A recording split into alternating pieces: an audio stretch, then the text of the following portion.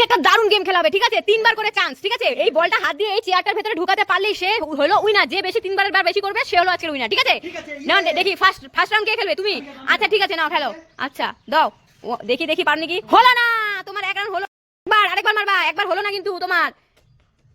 Yes, একবার হয়ে গেছে। না আর একবার চান্স আছে, দেখি তুমি পারো কিনা একবারে।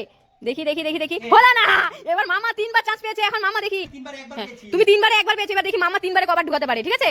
দেখি এ রাম, হলো না। 2 বার চান্স আছে মামা, মন খারাপের কিছু নেই। আরো মামার কিন্তু এখন 2টো ঢুকাতে হবে, তাহলে মামা জিতে যাবে, ঠিক আছে?